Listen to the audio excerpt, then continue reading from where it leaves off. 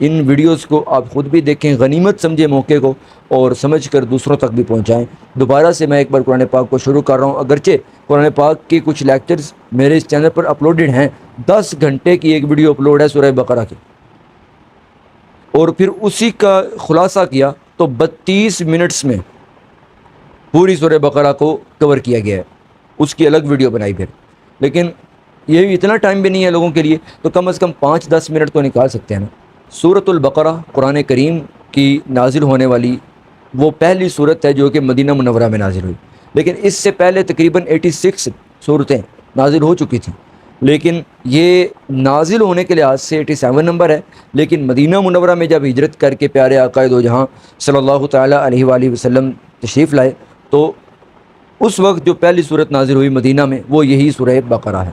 دراصل مدینہ میں پہلے یہودی رہتے تھے، جب مسلمان ہجرت کر کے مدینہ منورہ تشریف لائے تو یہودی نا مسلمانوں کے بڑے سخت دشمن بن گئے، بہت سخت دشمن بن گئے۔ اب ان کا پہلے پورا وہ سکہ چل رہا تھا، پورے ایک وہ راجنیتی چل رہی تھی، باقاعدہ ان کا اسٹیٹ لیول پر ان کی ریاست قائم تھی، لیکن جب مسلمان مدینہ منورہ تشریف لائے تو باقاعدہ مسلمانوں کی ریاست قائم ہو گئی۔ جب مسلمانوں کی ریاست قائم ہوئی تو یہودیوں نے دیکھا ساڈا پٹھا بہ جانا، تو انہوں نے نا مختلف اعتراضات کرنے شروع کر دیے، بہانے بنانے شروع کر دیے، منافقت کرنی بھی شروع کر دی، اور مختلف قسم کے انہوں نے تقریباً 9 اعتراضات اسی سورہ بقرہ میں ان کے بیان کیے گئے، جن کے جواب قرآن نے دیے ہیں۔ انشاءاللہ ہم وہ بھی پڑھیں گے۔ یہ میں آپ کو سورہ بقرہ کا بیک گراؤنڈ سمجھا رہا ہوں۔ اب یہ یہودی جو مخالف بن گئے، ان کا پس منظر کیا ہے، ان کی ہسٹری کیا ہے، بیک گراؤنڈ کیا ہے، اس کو بتانے کے لیے آدھے پارے تک یہ پارہ صرف ہوا، پہلا پارہ آدھا پارہ یہودیوں کی گزشتہ تاریخ، ہسٹری آف جیوز، یہ بیان کرنے کے لیے آدھا پارہ پہلا، اور باقی آدھے پہلے پارے میں یہودیوں کے اعتراضات کے جوابات دیے گئے ہیں، 9 اعتراضات کے جوابات دیے ہیں، اور یہی حصہ دوسرے پارے کی پہلی 8-9 آیتوں میں بھی یہی بیان ہوا ہے۔ 150 آیتیں یہاں تک مکمل ہوگی۔ اب دوسرے پارے کا خلاصہ کیا ہے؟ مختلف مسائل جیسے قصاص کے، روزے کے، حج کے، طلاق کے، عدت کے، مہر کے، وراثت کے، اس طرح کے مختلف ٹاپکس، مسئلے اس دوسرے پارے میں بیان کیے گئے ہیں۔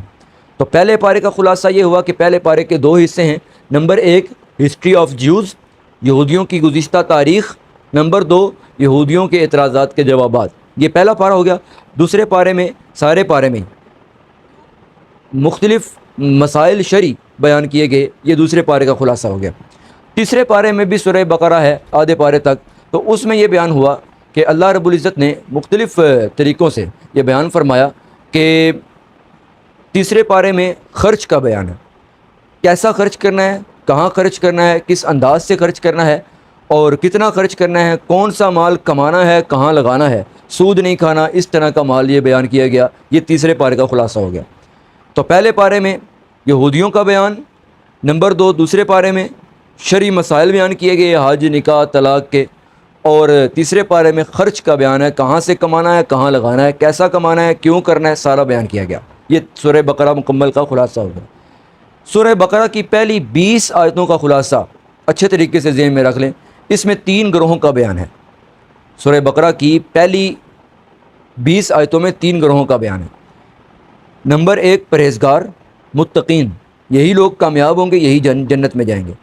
نمبر 2 کافر، کفار، یہی جہنمی ہیں، اور ان کے دلوں پر اللہ تعالیٰ نے مہر لگا دی، ان کے لیے بہت بڑا عذاب ہے۔ اور نمبر 3 منافق، منافق وہ جو اتوں ہور تے وچوں ہور، اوپر سے اور ہیں اور اندر سے کافر، اوپر سے ایمان والے، یہ منافق ہیں۔ ان کا بیان آیت نمبر 20 تک کیا گیا۔ یہ میں نے 20 آیتوں کا آج خلاصہ عرض کر دیا۔ تو پہلی جو 5 آیتیں ہیں، الف لام میم ذالک الکتاب لا ریب فیہ ھدی للمتقین۔ الف لام میم، ان الفاظ، حروف کا معنی، مفہوم حقیقی اللہ رب العزت ہی جانتا ہے۔ ذالک الکتاب، قرآن مقدس ایسی عظیم الشان کتاب ہے، لا ریب فیہ، جس میں کسی قسم کا کوئی شک نہیں ہے، شک کی گنجائش تک بھی نہیں ہے۔ ھدی للمتقین، پرہیزگاروں کے لیے ہدایت ہے۔ اب ہدایت ہر انسان کے لیے ہے، ہر انسان کے لیے ہدایت ہے، لیکن ہدایت ملے گی اس کو جو پرہیزگار ہوگا۔ اب وہ پرہیزگار کون سا ہوگا؟ وہ پرہیزگاری کا مطلب کیا ہے؟ کیسی ہے وہ پرہیزگاری جس کو اڈاپٹ کرنے کے بعد ہی قرآن پاک ہمیں ہدایت دے گا؟ وہ کون سی ہے؟ آگے فرمایا الذین یؤمنون بالغیب، پہلی نشانی پرہیزگاری کی یہ ہے کہ وہ لوگ جو کہ ایمان رکھتے ہیں غیب پر، ویقیمون الصلاۃ، اور قائم کرتے ہیں نماز کو، ومما رزقناہم ینفقون، اور جو رزق ہم نے انہیں عطا فرمایا اس میں سے ہماری بارگاہ میں خرچ کرتے ہیں، والذین یؤمنون بما انزل الیک، اور وہ لوگ اس پر بھی ایمان رکھتے ہیں جو میرے محبوب آپ کی ذات اقدس کی طرف نازل فرمایا گیا، وما انزل من قبلک، اور اس پر بھی ایمان رکھتے ہیں جو ان سے پہلے نازل کیا گیا، آپ کی ذات اقدس سے پہلے نازل کیا گیا، یعنی ساری وحی پر حضور پر نازل ہوئی ہو یا حضور سے پہلے نازل ہوئی ہو، سب پر وہ ایمان رکھتے ہیں اچھے طریقے سے۔ پہلی نشانی کیا تھی؟ غیب پر ایمان رکھنا۔ نمبر 2، نماز کو قائم کرنا، ایک چھوڑ کے ایک پڑھتا رہا تو یہ قائم نہیں ہے، اور سنت کے خلاف پڑھتا رہا یہ بھی قائم نہیں ہے، ٹھیک ہے، صرف فرض پڑھتا رہا پھر یہ بھی شاید قائم میں نہ ہے، جان بوجھ کے باقی چیزیں چھوڑتے رہنا تو یہ بھی تو پھر عجیب ہی صاحب ہے۔ اچھا، نمبر 3، ومما رزقناہم ینفقون، اللہ کی راہ میں جتنا ہو سکے خرچ کرنا، اور نمبر 4 ہم نے پڑھ لیا کہ ساری وحی پر ایمان رکھنا۔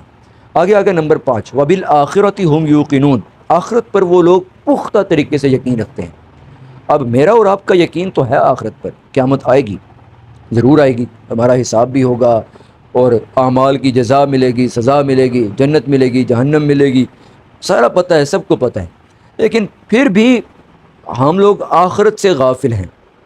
بلکہ پارہ نمبر 17 شروع ہو رہا ہے، سورہ انبیاء کی پہلی آیت ہے، آیت نمبر 1، اس میں ہے اقترب للناس حسابهم وهم فی غفلۃ معرضون، لوگوں کے حساب کا وقت بالکل قریب آ گیا، یعنی سمجھ لو سر تے آ گیا، وہم فی غفلۃ معرضون، اور وہ غفلت میں پڑے ہوئے ہیں، غفلت میں منہ پھیرتے چلے جا رہے ہیں۔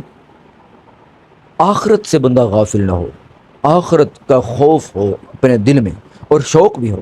ایک ہے خوفا و طمع، قرآن پاک نے دونوں کو اکٹھا ذکر کیا ہے، سورہ اعراف میں فرمایا وَادْعُوهُ خَوْفًا وَطَمَعًا، خوف بھی ہو، امید بھی ہو، خوف بھی ہو، شوق بھی ہو، آخرت کا خوف بھی ہو، شوق بھی ہو۔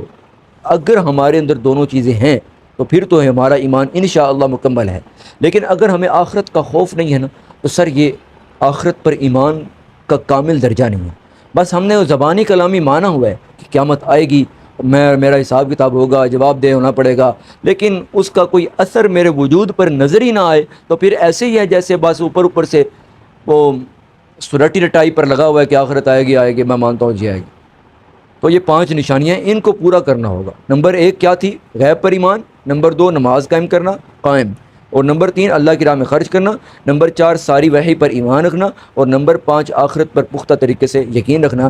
جس میں یہ 5 نشانیاں ہوں گی وہی بندہ پرہیزگار بنے گا، اور اسی کے لیے قرآن کریم ہدایت بنے گا، اور وہی اپنے رب کی طرف سے خاص قسم کی ہدایت پر ہوگا۔ اولئک علی ھدی من ربہم، یہی وہ لوگ ہیں 5 نشانیوں والے جو اپنے رب کی طرف سے ہدایت پر ہوں گے۔ واولئک ھم المفلحون، یہی وہ لوگ ہیں جو کہ پکے قسم کے کامیاب ہوں گے۔ یہ آج اللہ کے خاص فضل اور اس کے احسان سے 5 آیات ہوگی۔ اللہ رب العزت ان کو قبول فرمائے، اللہ رب العزت ہمیں آئندہ بھی قرآن کریم کو سیکھتے رہنے کی توفیق عطا فرمائے۔